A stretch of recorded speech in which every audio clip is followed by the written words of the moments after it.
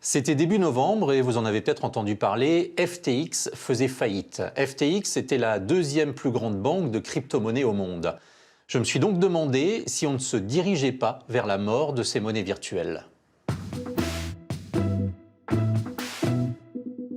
Dans ma main, j'ai quelques euros et c'est de l'argent bien réel.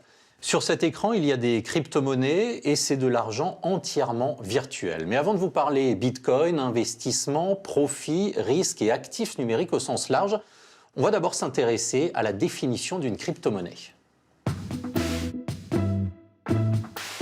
Une crypto-monnaie est une monnaie numérique codée et sécurisée. Explication plus détaillée avec ce professeur d'économie.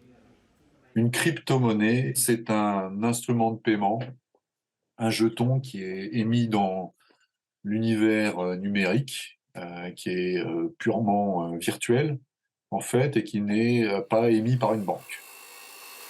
Les crypto-monnaies sont fabriquées grâce à de puissants serveurs informatiques très énergivores et regroupés dans ce que l'on appelle des fermes, en fait des hangars ou des entrepôts. Ce procédé est le minage.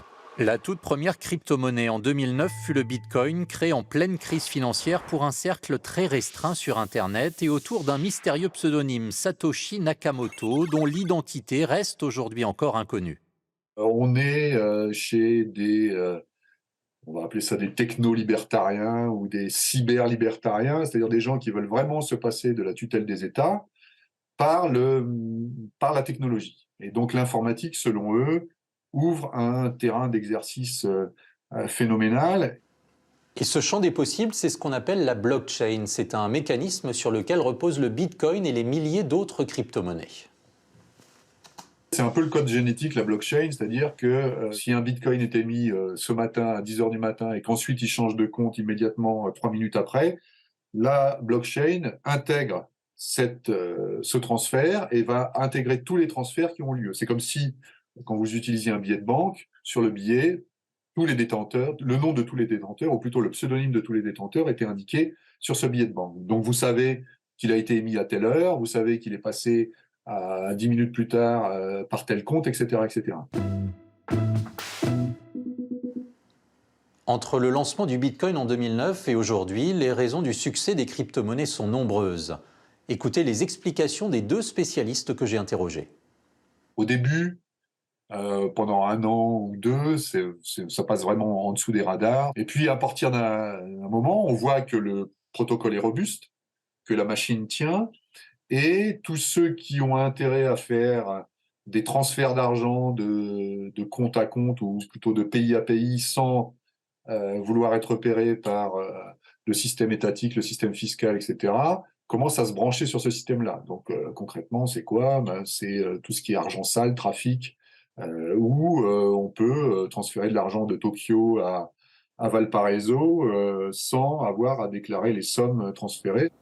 Mais les crypto-monnaies, évidemment, séduisent aussi parce qu'elles peuvent rapporter bien plus d'argent que des placements classiques.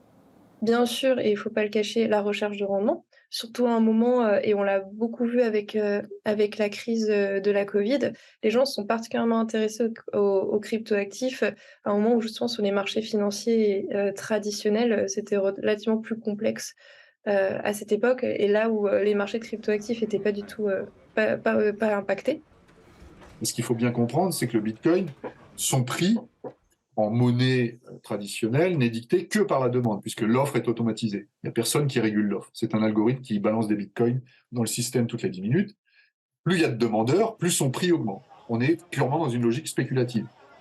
En fait, je pense que ce qui séduit, c'est plutôt la proposition d'alternative, parce que vous pouvez, évoluer dans le monde des cryptoactifs de la façon la plus décentralisée qui soit, en ayant son propre portefeuille sans passer par des intermédiaires et c'est vraiment aussi cette prise de conscience-là que finalement, on pense avoir nos actifs, mais que, on a un tiers de confiance qui peut, nous bloquer l'accès à notre monnaie, notre revenu, le fruit de notre travail, quotidien, qui fait qu'on a de plus en plus d'acteurs qui s'y intéressent et d'Européens qui s'y intéressent.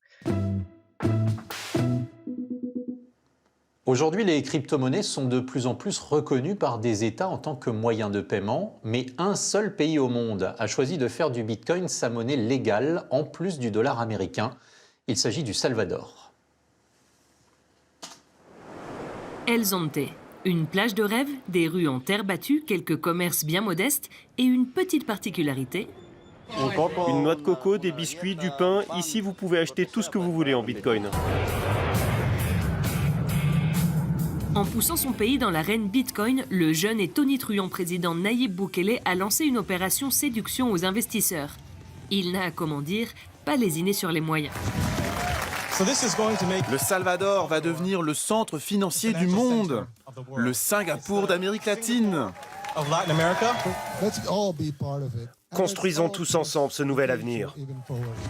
Le public de bitcoiners chevronnés applaudit, mais les Salvadoriens sont beaucoup moins convaincus. Le gouvernement a créé une application pour l'usage quotidien du Bitcoin, Chivo Wallet. Elle permet de convertir la crypto-monnaie en dollars dans des distributeurs agréés.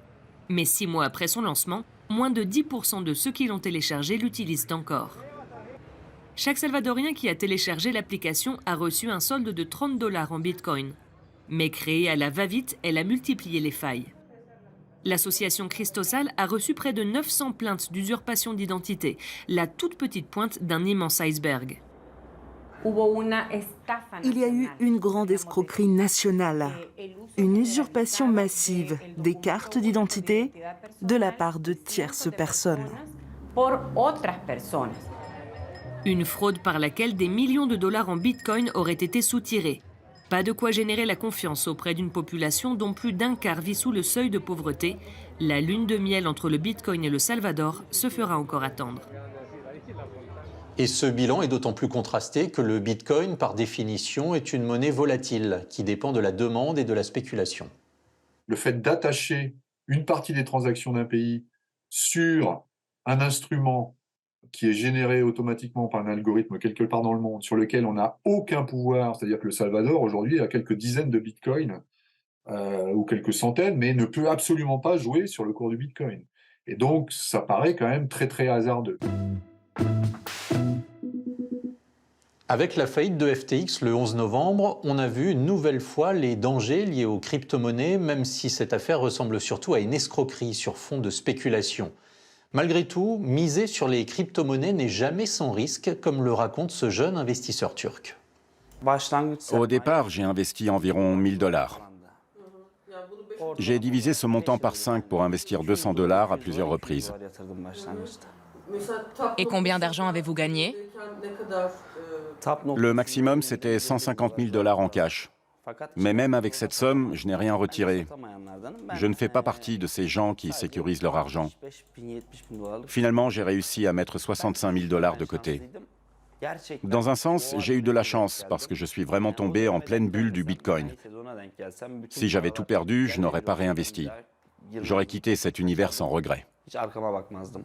Voilà qui montre bien la volatilité du marché. Rien que pour le Bitcoin, qui ne valait rien à son lancement en 2009, la croissance est lente jusqu'en 2017, avant un premier pic proche des 20 000 $, puis une chute vertigineuse à moins de 4 000 $ en décembre 2018. Le Bitcoin reprendra ensuite son ascension jusqu'à une année 2021 record, près de 65 000 $ le 14 avril, une grosse dégringolade et un sommet absolu en novembre à près de 69 000 $. Mais en 2022, ça dévisse pour se fixer autour des 15 000 $. Comment faire alors pour contenir cette volatilité, pour anticiper les risques? Et d'ailleurs, est-ce que c'est possible et est-ce que c'est souhaitable? On est dans un système qui est peuplé d'agents avec des motivations diverses, et les points faibles tiennent au fait qu'il n'y a pas de régulation. Et puisque le système s'est construit en dehors des régulations, il est très difficile de le faire rentrer dans le monde financier traditionnel. Aujourd'hui, on ne peut pas mettre en place une réglementation telle qu'on le fait pour des intermédiaires. Donc, comment faire pour que les utilisateurs aillent de façon sereine sur cette innovation totalement décentralisée? Nous, on prône pour une meilleure information, meilleure éducation du public sur qu'est-ce que ça veut dire que de détenir ses propres cryptoactifs et d'aller sur des protocoles décentralisés.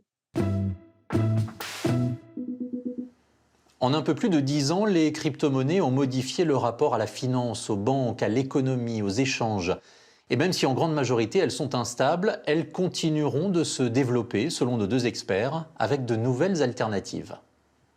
Alors, on croit très fortement à l'avenir des cryptoactifs et de l'industrie qui construisent des nouveaux cas d'usage extrêmement intéressants et révolutionnaires demain, qui vont permettre finalement d'évoluer dans un monde numérique nouveau, avec des nouveaux principes comme l'autodétention de ses actifs, la propriété de ses données, etc. Et reprendre la main là où les GAFAM d'hier ont finalement mis la main sur des richesses que l'on ne soupçonne pas, à savoir les informations et la valeur que l'on apporte par l'utilisation des nouveaux services numériques. Et parmi ces nouvelles propositions, il y a les jetons non fongibles, c'est-à-dire les NFT, selon l'acronyme anglais. Les NFT sont encore une extension du système de la blockchain, mais là, dans le monde plutôt de l'art, c'est des mises en enchères virtuelles, en fait, qui s'adressent à l'ensemble de la planète. Et si vous voulez avoir un souvenir qu'on vous garantit être unique, le premier tweet ou telle œuvre d'art picturale virtuelle, vous pouvez l'acheter via des NFT qui sont sécurisés. Mais actuellement, avec la hausse des prix et des taux d'intérêt, Ludovic Desmet entrevoit la fin d'un cycle. L'inflation revient. Et donc, ces crypto-monnaies deviennent moins intéressantes pour les investisseurs qui se retrouvent avec des titres financiers certes traditionnels, mais qui deviennent plus intéressants, tels que les obligations, les actions, etc. Et donc, je pense que ces premiers craquements dans le monde des crypto-monnaies sont en fait le symptôme d'un retour à la normale et d'une période inédite dans l'histoire financière qui est en train de s'achever.